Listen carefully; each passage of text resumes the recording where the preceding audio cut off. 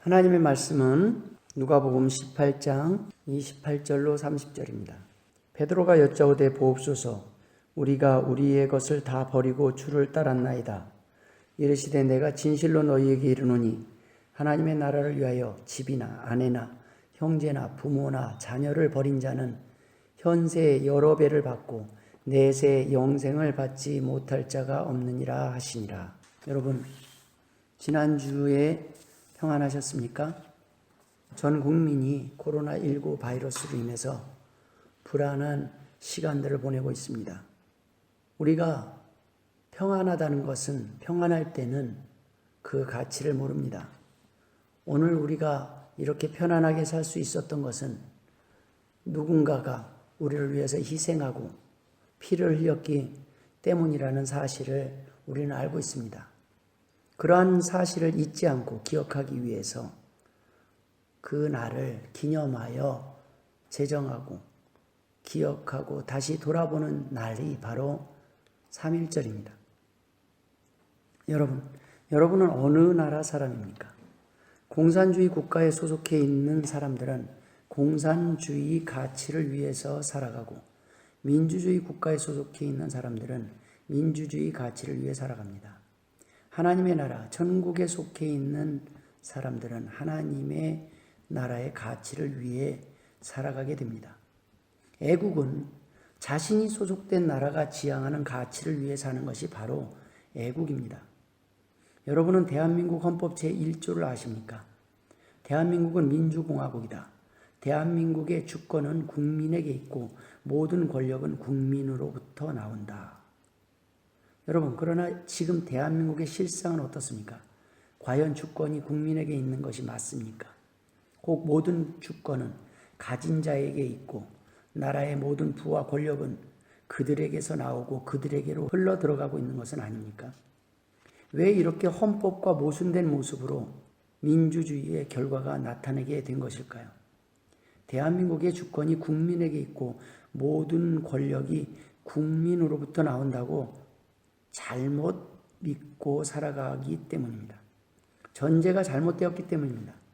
하나님을 인정하지 않는 세상에서 가장 큰 가치는 인간, 즉 국민입니다.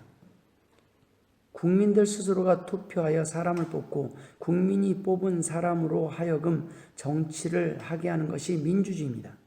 그런데 여러분, 그 뽑는 사람들이 연약한 국민들이고 그 뽑힌 사람 또한 연약한 인간이라는 말씀입니다. 뽑는 사람이 인간이요 뽑힌 사람이 인간입니다. 헌법 제1조는 하나님 없는 세상에서 인간들을 위해 세운 최소한의 안전장치요 기준점입니다. 즉 잘잘못을 판단하는 기준점인 것뿐입니다. 국민을 위한 법이냐 행동이냐 힘이냐 모든 가치를 결정하는 최소한의 기준이라는 말씀입니다. 하지만 이 기준으로 인간의 권리를 지키고 보호하는 데는 한계가 있을 수밖에 없습니다. 인간을 위한 법이기에 특정한 사람이나 집단을 위해 힘이 사용되어지거나 또한 그 사람들을 뽑는 인간들이 올바른 판단을 하지 못할 때에는 더더욱 이 법은 악용될 수 있기 때문입니다. 좋지 않은 결과를 맞이할 수도 있다는 것입니다. 하나님이 없는 나라, 이 땅에 속한 나라의 법은 한계가 있습니다. 아무리 좋은 법을 만들어도 그 법을 집행하는 사람들이 연약하고 모순된 인간이기 때문입니다. 여러분, 민주주의가 좋은 길로 사람들을 인도한 것도 사실이지만 미국은 그 바로 민주주의로 인해서 성경을 학교에서 없앴습니다. 성경 교육하는 것을 학교에서 없앤 것 또한 민주주의 다수결의 원칙이었다는 말씀입니다. 하나님을 믿지 않는 사람들은 모든 나라의 주권은 하나님에게 있고 권력 또한 하나님으로부터 나옴을 믿지 못하고 착각하고 살아가기 때문입니다. 하나님이 없는 인간은 자신이 권리를 지킬 수도 권력을 행사할 능력도 없습니다. 하나님은 이러한 인간의 연약함을 아시고 이 땅의 법이 자신을 지키고 유지할 수 없는 영역들을 하나님의 나라, 하나님의 백성들로 하여금 감당할 수 있도록 하셨습니다. 이 땅에 하나님의 나라가 임하고 하나님의 백성이 하나님의 말씀에 순종할 때 이 땅에 참 평화가 유지될 수 있다는 말씀입니다. 하나님의 백성, 하나님 나라의 백성들만이 하나님의 백성의 권리를 인정하고 보호하기 위해 살아가기 때문입니다. 하나님의 나라를 위해 산 사람들에게 주님께서는 보상을 약속하셨습니다. 공산주의는 가진 자의 것을 빼앗아 가난한 사람들에게 나누어 주자고 주장하고, 민주주의는 가진 자의 것을 가난한 사람들을 위해 나누는 것에 인색합니다. 하나님이 통치하시는 나라는 가진 자의 것을 빼앗아 가난한 사람들에게 나누기를 원하시는 것이 아니라 가진 자가 자발적으로 가난한 사람들에게 나눠 주어야 될 이유를 알기를 원하신다는 말씀입니다. 강제로 빼앗는다면 공산주의요, 돌보지도 않고 나누지 않는다면 그러한 부자들의 삶은 이기적인 삶이라는 말씀입니다. 민주주의에선 죄가 되지 않지만 성경적으로는 죄악된 삶이라는 말씀입니다. 하나님이 주신 것을 자기 자신만을 위해서 살아가는 것이 죄이기 때문입니다. 이러한 인간의 연약함들을 보완할 수 있는 법은 바로 하나님의 법, 하나님의 나라 백성만이 실천할 수 있는 말씀밖에 없습니다. 이러한 말씀대로 순종하며 사는 하나님의 백성들은 이 땅의 나라가 위기에 처할 때마다 하나님의 말씀에 순종하여 하나님이 창조하신 인간들을 위하여 그 힘을 사용하기를 주저하지 않았습니다. 일제에 대항했던 애국자들도, 공산주의에 맞서 싸웠던 애국자들도 다 같은 이유에서였습니다. 하나님의 나라를 위해 하나님의 백성답게 사는 길을 선택했기 때문입니다. 오늘 본문에는 베드로의 고백과 함께 주님의 약속의 말씀이 기록되어 있습니다. 하나님의 나라를 위하여 집이나 아내나 형제나 부모나 자녀를 버린 자는 현세의 여러 배를 받고 내세의 영생을 받지 못할 자가 없느니라 라고 분명히 약속하셨습니다. 주님께서는 하나님의 백성답게 살기를 주저하지 않는 하나님의 백성들이 반드시 보상받을 것이라고 약속하신 것입니다. 하나님의 나라뿐만 아니라 이 땅의 나라들도 자국을 위해 희생한 사람들을 유공자로 칭하고 그에 합당한 대우를 해주려고 노력하고 있습니다. 3.1절은 바로 대한민국의 독립을 위해 공을 세운 사람들을 기념하는 날입니다. 바로 애국자를 기념하는 날입니다. 여러분, 애국에 대해 말하려면 먼저 소속된 나라가 있어야 합니다. 여러분은 지금 어느 나라 사람입니까? 즉, 애국자가 되기 위해서는 사랑할 나라가 먼저 존재해야 한다는 말입니다. 일제시대는 나라를 빼앗기고 애국을 하려고 해도 애국할 나라가 없던 상황이었습니다. 나라를 빼앗겼던 시대입니다. 3.1절은 빼앗긴 나라를 되찾고 그날을 기념하기 위해 제정된 국가기념일입니다. 저는 오늘 3.1절과 관계된 세 가지 단어를 중심으로 세상에 속한 나라와 하나님의 나라와의 관계에 대해 함께 생각해 보고자 합니다. 첫 번째, 애국자입니다. 3.1절 하면 우리는 유관순 열사를 생각합니다. 이화학당 출신의 기독교인입니다. 여러분, 김구 선생님도 장로 출신입니다. 여러분, 혹 3.1운동 당시 우리나라 총 인구 중 기독교인의 비율이 몇 %인지 아십니까? 1.5%밖에 되지 않았습니다. 그런데 우리는 독립운동하면 떠오르는 대부분의 사람들이 바로 기독교인들입니다. 독립협회 회원들 다수가 기독교인이었습니다. 구한말과 일제시절 그리스도인들의 나라 사랑은 정말 특별했습니다. 당시 전체 인구의 극소수에 불과했지만 그 역사도 길지 않았던 기독교인들이 나라를 지키기 위해 쏟은 노력과 그 영향력은 오랜 역사를 가졌으며 숫자도 몇십 배로 많던 당시 불교나 천도교인들 또는 무종교인들을 무색하게 할 정도로 컸습니다. 오늘날 우리가 기억하는 그 당시 애국자들 대부분은 개신교인들이었습니다. 김구, 안창호, 유관순, 서재필, 이상재, 이준, 조만식, 남궁옥 등등 그들이 우리 민족의 등불이 되어 일제의 포갑적이고 강교한 통치에 맞서 싸울 수 있었던 것은 복음을 통해 정의와 자유의 개념을 배웠기 때문입니다. 백오인 사건과 3.1운동의 주동자 중에 개신교 신자가 압도적으로 많았습니다.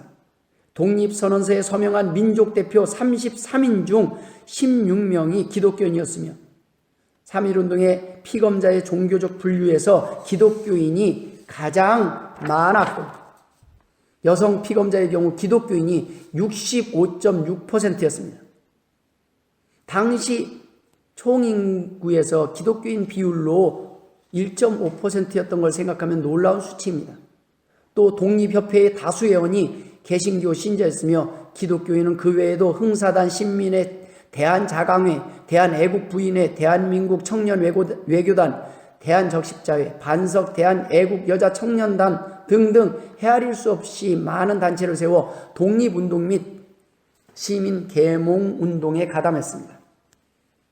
그러므로 서울대학교의 최종고 교수 같은 이들은 한국의 민족주의를 형성하고 발전시켰던 주역으로 기독교를 꼽았습니다. 우리 민족이 위기에 처해 있던 시절 교회는 민족의 보존과 발전을 이루기 위해 뚜렷한 민족주의 성향을 보였습니다.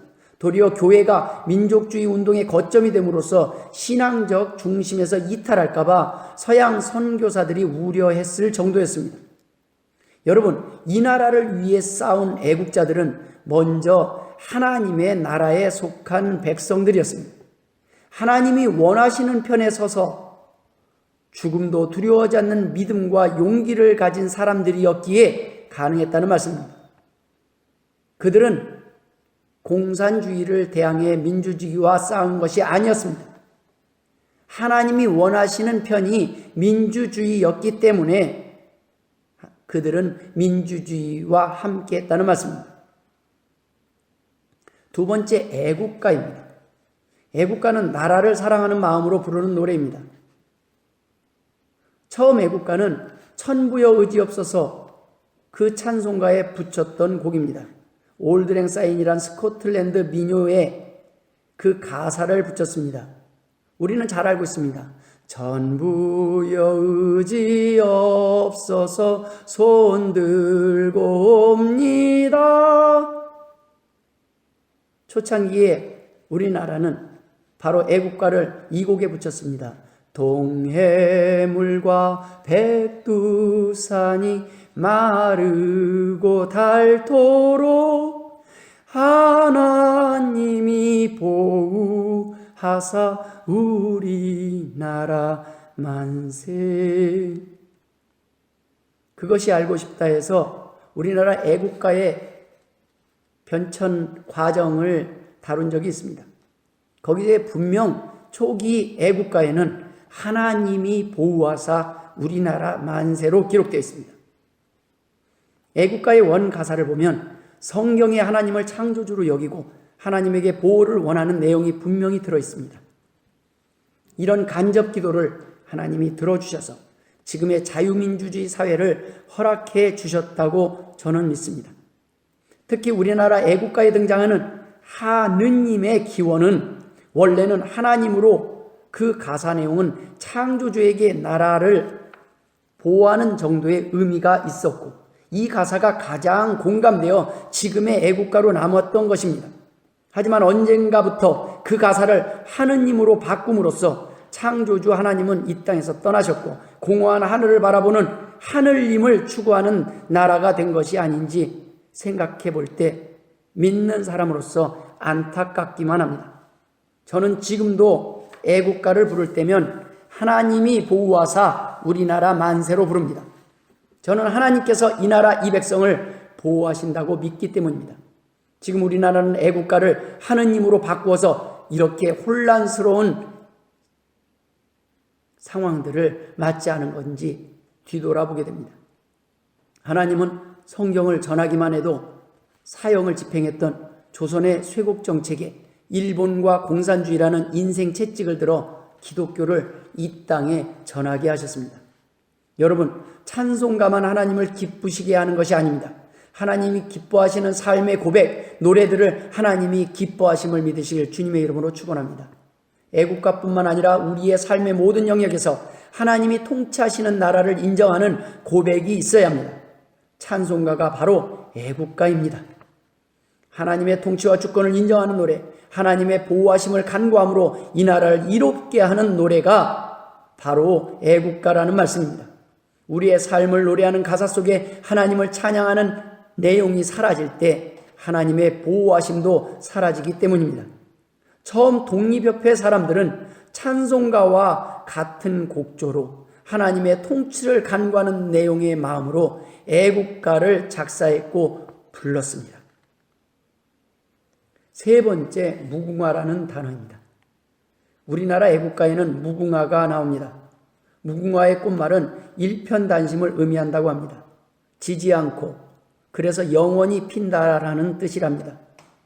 1896년에 독립문의 주춧돌을 놓았던 날, 애국가의 후렴 부분인 무궁화 삼천리 화려강산이라는 가사를 넣게 되면서 우리나라 꽃이 되었다고 합니다.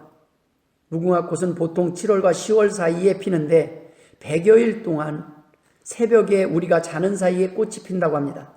그렇게 새벽에 핀 꽃은 오후가 되면 오므러들기 시작하고 피었던 꽃은 해질 무렵이면 떨어지는데 이렇게 피고 지고 또 피는 것을 계속 반복한다고 합니다. 넘어진 것 같으면 다시 일어나고 끝난 것 같으면 다시 시작되는 것이 바로 기독교입니다. 죽음은 끝이 아니라 영원한 생명의 시작이라고 믿는 것이 바로 기독교 신앙입니다. 여름철 약 100일 동안 한 그루에서 이렇게 3,000송이 이상이 피고 진다고 합니다. 무궁화라는 단어를 영어로 네이버에서 검색해보면 샤론의 들꽃, 성경에 나오는 식물 무궁화라고 나옵니다. 즉 무궁화의 영어 이름은 로즈 오브 샤론입니다. 곧 샤론, 이스라엘 해안평화 이름 중 하나로 샤론의 장미로서 성경에도 등장합니다. 나는 샤론에 수선하여 골짜기에 백합화로다. 찬송가 89장 샤론의 꽃 예수, 즉 찬송시에서 예수님 또는 성도를 비유하는 꽃으로 묘사되기도 합니다. 일제시대 무궁화는 민족과 함께 그리스도인들과 함께 애환을 나누며 일제의 탄압을 받았습니다.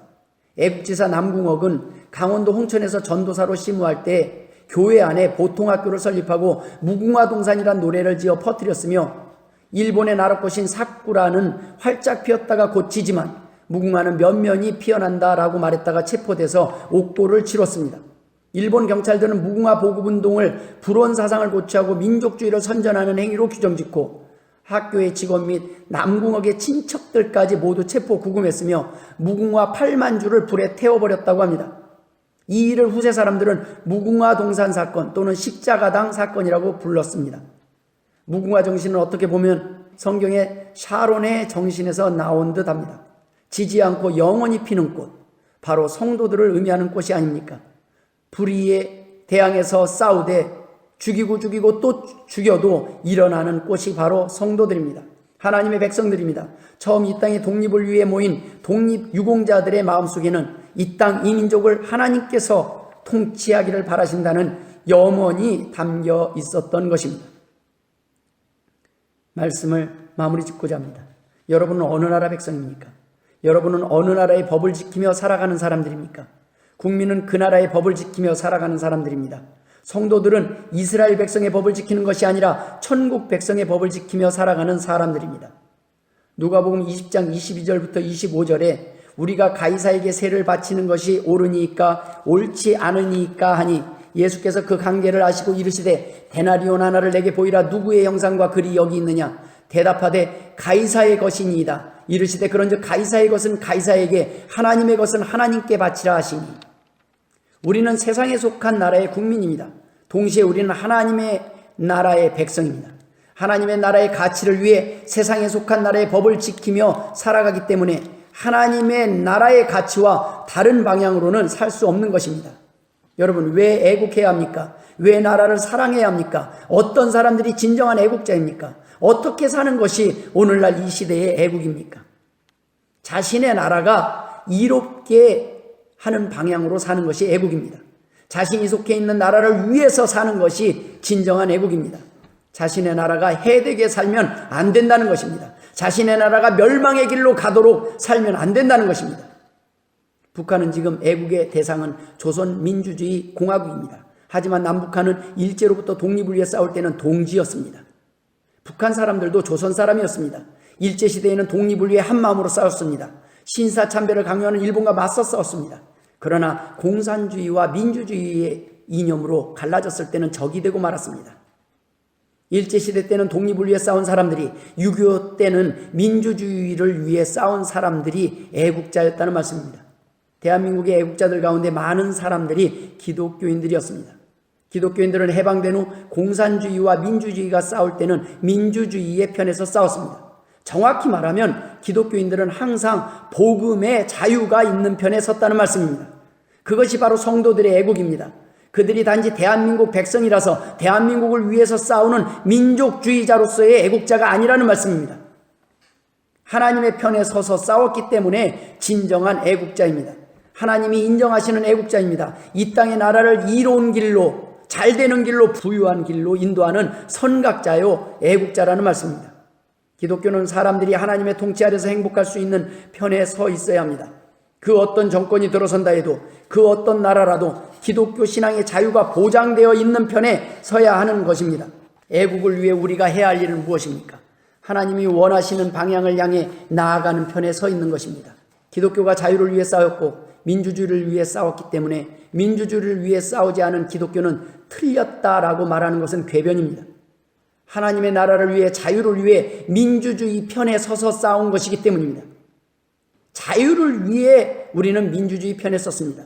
그러나 하나님의 나라의 확장을 방해하고 복음의 전파를 방해하는 것이라면 기독교는 언제든 맞서 싸울 것입니다. 그것이 민주주의라도 말입니다. 민주주의가 인간의 자유가 하나님을 거역하고 하나님의 나라를 인정하지 않게 된다면 기독교는 함께 가지 않는다는 뜻입니다.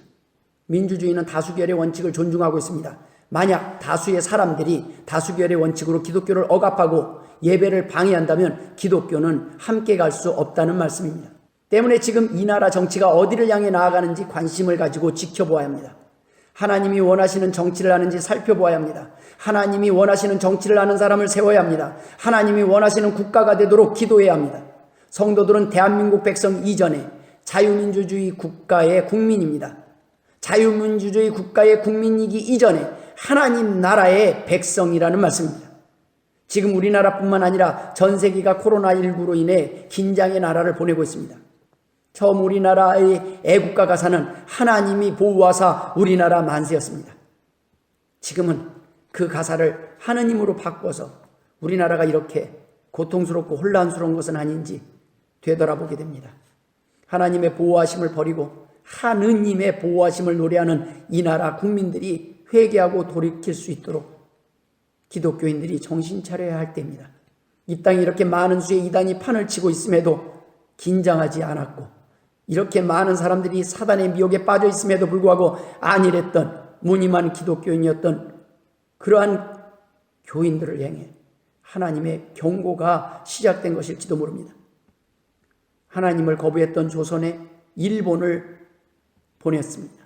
공산주의를 인생 막대기로 사용하신 것처럼 이번에 코로나19를 통해 우리에게 경고하시는 메시지가 무엇인지 귀를 기울여야 할 때입니다. 진정 이 나라를 위해 애국하는 방법은 하나님이 원하시는 편에서 하나님이 원하시는 삶을 살아가는 것입니다. 그것이 하나님이 원하시는 애국입니다. 사도행전 10장 35절에 각 나라 중 하나님을 경외하며 의를 행하는 사람은 다 받으시는 줄을 깨달았도다. 시편 102편 15절에는 이에 문나라가 여호와의 이름을 경외하며 이 땅의 모든 왕들이 주의 영광을 경외하리니. 여러분, 여호와를 경외하는 것이 바로 이 나라가 평안하고 잘 사는 지름길임을 믿으시길 주님의 이름으로 축원드립니다. 기도하겠습니다. 하나님 아버지 은혜를 감사드립니다. 참으로 이 땅을 하나님이 통치하시길 원합니다. 하나님, 이 나라를 하나님이 통치하시길 원합니다. 이 나라 이 백성이 하나님의 이름을 부르길 원합니다. 하나님 아버지, 그 어려운 시기에 아버지 하나님, 그 힘든 시기에 하나님을 만났기 때문에 하나님을 알았기 때문에 견딜 수 있었습니다. 회복할 수 있었습니다. 일어설 수 있었습니다. 이 나라의 이 위기가 하나님을 위해 회개하며 하나님 앞에 나아가는 백성들을 통해 하나님 이 나라를 불쌍히 여겨주시고 구원해 주옵소서.